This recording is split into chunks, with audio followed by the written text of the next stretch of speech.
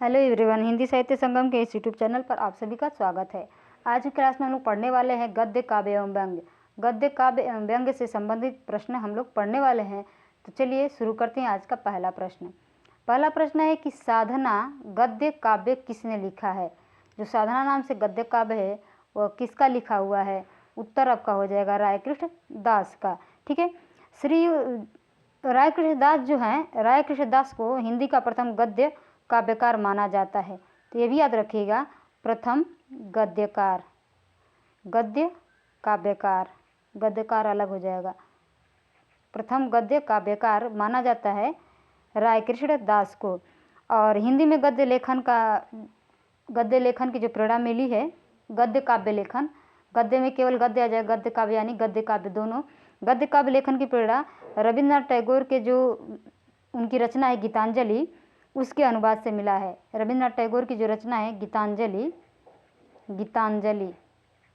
ठीक है, उससे इन लोगों को मिला है प्रेरणा गद्य काव्य रचना करने के लिए। और साधना के प्रकाशन वर्ष की बात करें तो ये है 1916 में। ठीक है, रायकृष्ण दास की और जो गद्य गीत या गद्य काव्य कह सकते हैं रचनाएं हैं वो हैं संलाप 1925 और छायापथ 1929, इसको आप लोग लिखते चलिएगा 29, प्रवाल 1929 और प्रवाह जो है प्रवाह 1931। ठीक है, साधना हो गया 1916, संलाप हो गया 1925, छायापथ 1929, प्रवाल 1929, प्रवाह 1931। प्रवाल और प्रवाह ध्यान दीजिएगा, साधना संलाप छायापथ प्रवाल प्रवाह, साधना संलाप छायापथ प्रवाल और प्रवाह, यही 5 रचनाएं इनकी। आगे देखते हैं। रायकृष्ण दास कहानी सम्राट प्रेमचंद के समकालीन कहानीकार एवं गद्य गीत लेखक थे। साधना यहाँ दिया हुआ है, साधना 1916 की रचना है। अनाख्या 1929, सुधांशु 1929, प्रवाल 1929 आदि इनकी प्रमुख रचनाएं हैं। इन्होंने भारत कला भवन की स्थापना की थी, जिसे वर्ष 1950 में काशी हिंदू विश्वविद्यालय को हस्तगत कर दिया गया, यानी उसे सौंप दिया गया। चित्रकला एवं मूर्तिकला के क्षेत्र में इनका महत्वपूर्ण योगदान था। उनकी लिखित भारत की चित्रकला और भारतीय मूर्तिकला अपने विषय के मौलिक ग्रंथ हैं। प्रश्न नंबर 2 है कि विष्णुकांत शास्त्री की प्रसिद्ध गद्य काव्य कृति का नाम क्या है। तो उसका नाम है कुछ चंदन की कुछ कपूर की। विष्णुकांत शास्त्री का जो गद्य काव्य कृति है वो है कुछ चंदन कुछ कपूर की। ठीक है, पूजा की बात करें तो पूजा है राम प्रसाद विद्यार्थी का। पूजा है राम प्रसाद विद्यार्थी का। ठीक है, राम प्रसाद विद्यार्थी का है पूजा 1937 में। और शुभ्रा भी है राम प्रसाद विद्यार्थी का। ठीक है, इसका प्रकाशन वर्ष 1942। तो ये दोनों जो रचनाएं हैं पूजा और शुभ्रा, ये दोनों राम प्रसाद विद्यार्थी की रचना है। इनका उपनाम है रावी, ये भी ध्यान रखिएगा। ठीक है, कुछ चंदन की कुछ कपूर की विष्णुकांत शास्त्री की हो गई। और दोपहरिया के फूल किसका है। दोपहरिया के फूल है दिनेश नंदन डालमिया।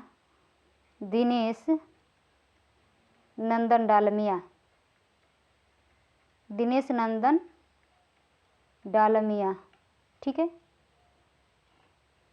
दिनेश नंदन डालमिया 1942 की रचना है और शुभ्रा भी 1942 की है। आगे देखते हैं। विष्णुकांत शास्त्री की प्रसिद्ध गद्य काव्य कृति का नाम कुछ चंदन की कुछ कपूर की है। शास्त्री जी की अन्य प्रमुख रचनाएं हैं कवि निराला की वेदना तथा निबंध, चिंतन मुद्रा, अनुचिंतन, तुलसी के हिया हेरी, बांग्लादेश के संदर्भ में रिपोर्टाज, स्मरण को पाथेय बनने दो, संस्मरण है ये, और सुधियाँ उस चंदनवन की, भक्ति और शरणागत, ज्ञान और कर्म आदि। भूतपूर्व प्रधानमंत्री अटल बिहारी वाजपेयी भारत रत्न से सम्मानित की चुनी हुई कविताओं का संकलन इन्होंने अमर राग है में किया है। अमर राग रचना है विश्वकांत शास्त्री की, जिसमें अटल बिहारी वाजपेयी की जो चुनी हुई कविताएं हैं उसका संकलन इसमें किया गया है। प्रश्न नंबर 3 है कि निठल्ले की डायरी नामक हास्य व्यंग्य निबंध संग्रह के लेखक कौन है? हरिशंकर परसाई। आप लोगों को पता होगा कि जितने भी हास्य व्यंग अक्सर लिखने वाले हैं हरिशंकर परसाई। निठल्ले की डायरी हरिशंकर परसाई के व्यंग्यों का एक संग्रह है, जिसमें उनके 26 व्यंग्य शामिल हैं, जिसमें समाज में फैले भ्रष्टाचार, दिखावा और अफसरशाही आदि को उन्होंने अपनी कलम से निशाना बनाया है। आगे देखते हैं तुलसीदास चंदन घिसे। तुलसीदास चंदन घिसे के लेखक कौन है? हरिशंकर परसाई। तुलसीदास चंदन घिसे के लेखक कौन है? Harishankar Parsai. Option B is right answer. आगे बढ़ते हैं। हरिशंकर परसाई तुलसीदास चंदन घिसे के लेखक हैं। इस रचना की मूल अंतर्वस्तु और उसके भाषा शिल्प दोनों ही स्तरों से यह ज्ञात होता है कि परसाई जनता के रचनाकार थे। उनके इस निबंध संग्रह में सारिका के लिए 2 स्तंभों तुलसीदास चंदन घिसे तथा कबीरा खड़ा बाजार में के अंतर्गत लिखे गए 31 निबंध शामिल हैं।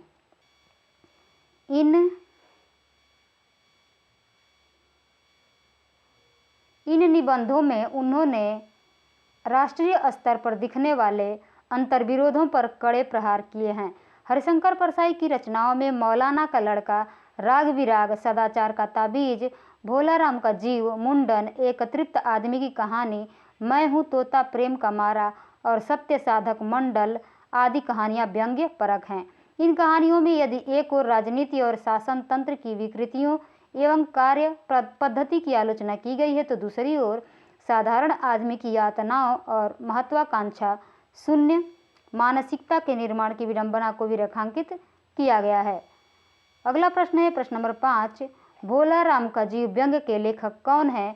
उत्तर हो जाएगा आपका हरिशंकर परसाई। और ये भोलाराम का जो जीव है वो नेट के सिलेबस में लगा हुआ है, बहुत ही हंसी आती है इसको पढ़ने में। ठीक है। प्रश्न नंबर 6 है कि भोलाराम का जीव किस विधा की रचना है? तो यह व्यंग्यात्मक रचना है। ठीक है।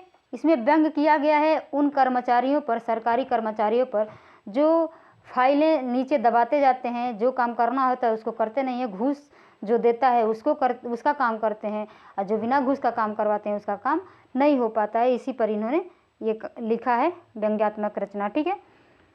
आगे बढ़ते हैं। प्रश्न नंबर 7, भूत के पांव पीछे किसकी व्यंग्य रचना है? भूत के पांव पीछे ये भी है हरिशंकर परसाई की। भूत के पांव पीछे हरिशंकर परसाई की व्यंग्य रचना है। इनकी अन्य व्यंग्य रचनाएं हैं वैष्णव की फिसलन, ठिठुरता हुआ गणतंत्र, वैष्णव की फिसलन, ठिठुरता हुआ गणतंत्र, विकलांग श्रद्धा का दौर आदि। विकलांग श्रद्धा का दौर पर इनको पुरस्कार भी मिला है। आगे बढ़ते हैं। प्रश्न नंबर 8, हरिशंकर परसाई के व्यंग्यात्मक निबंधों का लक्ष्य क्या है?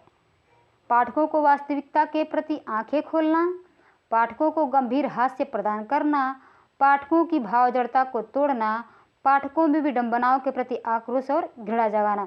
ये तो बात सही है कि पाठकों को गंभीर हास्य प्रदान करना, कहने का मतलब है कि पढ़ते हैं तो हंसी आती है, लेकिन किस बात पर हंसी आती है कि कैसे कैसे मतलब काम किया जाता है, जो काम करना होता है आगे वो नहीं होता है, घूस के बदौलत काम को किया जाता है। हम बात कर रहे हैं भोलाराम का जीव। ठीक है। अब पाठकों की भावजड़ता को तोड़ना ये भी नहीं हो सकता, पाठकों में विडंबनाओं के प्रति आक्रोश और घृणा ये भी काम नहीं करना है। इनके कहने का मतलब है कि पाठकों को वास्तविकता के प्रति आंखें खोलना कि वास्तविकता क्या है, आखिर सच्चाई क्या है। आपका उत्तर क्या हो जाएगा? Option A. उत्तर हो जाएगा आपका ऑप्शन ए, पाठकों को वास्तविकता के प्रति आंखें खोलना। प्रश्न नंबर 9 है, इसके पहले ये देख लेते हैं कि हरिशंकर परसाई के व्यंग्यात्मक निबंधों का लक्ष्य पाठकों के वास्तविकता के प्रति आंखें खोलना है। उनके व्यंग्य सामान्यतः मूल्यगत विसंगतियों से संबद्ध होते हैं। मूल्य चाहे राजनीतिक हो, सांस्कृतिक हो या पीढ़ीगत हो, तीनों पर ये बात करते हैं। अगला है प्रश्न नंबर 9। प्रश्न नंबर 9 है, निम्नलिखित में से कौन सी व्यंग्य रचना हरिशंकर परसाई की नहीं है? नेताजी कहीं न, भूत के पांव पीछे, निठल्ले की डायरी, बारात की वापसी। तो आपका उत्तर यहाँ पर हो जाएगा ऑप्शन ए, नेताजी कहीं ना हरिशंकर प्रसाई की नहीं है, ये मनोहर श्याम जोशी की है, मनोहर श्याम जोशी की है। ठीक है, यहाँ दिया है नेताजी कहीं न मनोहर श्याम जोशी की व्यंग्य रचना है, शेष रचना हरिशंकर परसाई की है। प्रश्न नंबर 10 है, नेताजी कहीं न के लेखक कौन है? Manohar Shyam Joshi. Option D is right answer. प्रश्न नंबर 11 है, नेताजी कहीं न के रचनाकार कौन है? Manohar Shyam Joshi. Option C is right answer. अगला प्रश्न है प्रश्न नंबर 12, निम्न में से व्यंग्यकार नहीं है, कौन व्यंग्य रचनाएं नहीं किए हैं? रविन्द्रनाथ त्यागी, अज्ञेय, लतीफ घोंघी, हरिशंकर परसाई। हरिशंकर परसाई तो किए हैं, रविन्द्रनाथ त्यागी का भी रचना है व्यंग्यात्मक रचना, लतीफ घोंघी का भी है, लेकिन अज्ञेय की व्यंग्यात्मक रचनाएं नहीं देखने को मिलती हैं। सच्चिदानंद हीरानंद वात्स्यायन अज्ञेय व्यंग्यकार नहीं है, बल्कि प्रयोगवाद एवं नई कविता को साहित्य जगत में प्रतिष्ठित करने वाले कवि हैं, और ये वही कवि हैं जिन्होंने प्रयोगवाद में तार सप्तक का संपादन किया था, 4 भागों में जो था। ठीक है, रविन्द्रनाथ त्यागी, लतीफ घोंघी एवं हरिशंकर परसाई व्यंग्यकार हैं। लतीफ घोंघी ने व्यंग्यकृत व्यंग्य चरितम लिखा। क्या लिखा है? क्या नाम है? व्यंग्य चरितम नाम है लतीफ घोंघी के व्यंग्यात्मक रचना का। परसाई जी की व्यंग्य रचनाएं हैं वैष्णव की फिसलन, हम लोग देखे हैं ऊपर, ठिठुरता हुआ गणतंत्र, विकलांग श्रद्धा का दौर आदि। जबकि रविन्द्रनाथ त्यागी की प्रमुख व्यंग्यात्मक रचनाएं हैं उर्दू हिंदी हास्य व्यंग्य। क्या है? उर्दू हिंदी हास्य व्यंग्य, बसंत से पतझड़ तक, भाद्रपद की सांझ, एक फाइल का सफ़र, पूरब खिले पलाश। ठीक है, आगे बढ़ते हैं। ये प्रश्न 12 था। 13 नंबर प्रश्न देखते हैं। 13 नंबर प्रश्न है, निम्नलिखित लेखकों में व्यंग्यकार कौन है? मोहन राकेश, कन्हैयालाल मिश्र प्रभाकर, बेढप बनारसी, पांडे बेचन शर्मा, उग्र। यहाँ 2 उत्तर है, बेढप बनारसी और पांडे बेचन शर्मा उग्र। ठीक है, ये दोनों उत्तर हो जाएगा। बेढप बनारसी और पांडे बेचन शर्मा उग्र, ये दोनों व्यंग्यकार लेखक हैं। स्वतंत्रता पूर्व के व्यंग्यकारों ने राजनीतिक, धार्मिक और सामाजिक क्षेत्र की विसंगतियों पर अधिक लक्ष्य संधान किया। गौरतलब है कि अंग्रेज सरकार के प्रेस एक्ट लाने के बाद राजनीतिक व्यंग्य लिखने का मतलब था सरकार के विरोध में जाना, लेकिन इस युग में बेढप बनारसी, कृष्णदेव प्रसाद गौड़ जिनका नाम है, पांडे बेचन शर्मा उग्र, विशंबरनाथ शर्मा कौशिक, भुवनेश्वर प्रसाद, हरिशंकर शर्मा जैसे निडर रचनाकारों ने इस खतरे को देखते हुए भी अपना युग धर्म निभाया और अंग्रेजी सत्ता को अपने साहित्य द्वारा चुनौती दी। आगे है कि बेढप बनारसी की उत्कृष्ट कृति लफ्टर पिगसन की डायरी, तो इसको याद रखिएगा, बेढप बनारसी की जो उत्कृष्ट कृति है लफ्टर पिगसन की डायरी में गंभीर व्यंग्य देखा जा सकता है। गंभीर सरोकार युक्त व्यंग्य लेखन पांडे बेचन शर्मा उग्र ने खूब किया। 1927 ईस्वी में प्रकाशित उनके लघु व्यंग्य उपन्यास खुदाराम और चंद्र हसीनों के खतूत भी महत्वपूर्ण है। उनके तीक्ष्ण व्यंग्य की वानगी देखी जा सकती है। उग्र जी ने नेता का स्थान, सरकार तुम्हारी आंखों में जैसे राजनीतिक व्यंग्यों के साथ साथ भुनगो जैसी तीव्र लाक्षणिक कहानी भी लिखी। साथ ही धार्मिक और सामाजिक आडंबरों की विसंगतियों पर चुंबन और चार बेचारे जैसे व्यंग्य नाटकों के माध्यम से चोट की। अतः स्पष्ट है कि बेढप बनारसी तथा पांडे बेचन शर्मा उग्र दोनों व्यंग्यकार हैं। इस प्रकार प्रश्न के 2 विकल्प सी तथा डी सही हैं। अन्य महत्वपूर्ण तथ्य है कि जब पांडे बेचन शर्मा उग्र की कहानी संग्रह चॉकलेट, इनकी कहानी संग्रह है चॉकलेट, जिसकी प्रशंसा स्वयं महात्मा गांधी जी ने भी की थी, तो समझिए कितनी महत्वपूर्ण रचना है। छपी तो हिंदी के तथाकथित पढ़ आलोचकों ने उग्र साहित्य को घासलेट साहित्य की व्यंग्य संज्ञा की कि ये घासलेट साहित्य है चॉकलेट को। निराला और उग्र की रचनाओं में गद्य और पद्य दोनों में व्यंग्य उपस्थित है।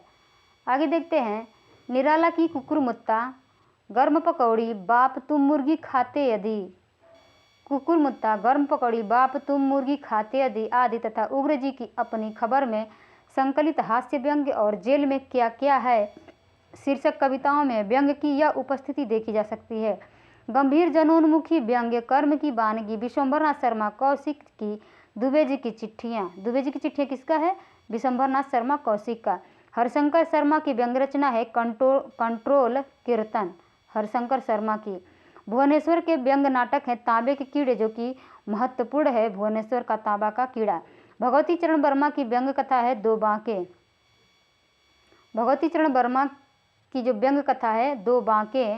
और प्रेमचंद की कहानी कफन और नशा, यशपाल की महादान, अमृतलाल नागर की देश सेवा, शाह मादारों की आदि रचनाओं में देखी जा सकती है व्यंग्यात्मक रचना। महावीर प्रसाद द्विवेदी ने म्यूनिसिपैलिटी के कारनामे में नगर पालिका में व्याप्त भ्रष्टाचार की जमकर खबर ली। वहीं सुतापराधे जनकस्य दंडे, ये भी महावीर प्रसाद जी का ही है और ये महत्वपूर्ण है। सुतापराधे जनकस्य दंड में उनकी चुटीली शैली आकर्षक का केंद्र रही। ठीक है, तो यही रही आज की क्लास गद्य, काव्य और व्यंग्य रचना पर। ठीक है, तो आज की क्लास आप लोगों को कैसी लगी कमेंट बॉक्स में ज़रूर बताइएगा। मिलते हैं अगले क्लास में एक और नए टॉपिक के साथ, तब तक के लिए धन्यवाद।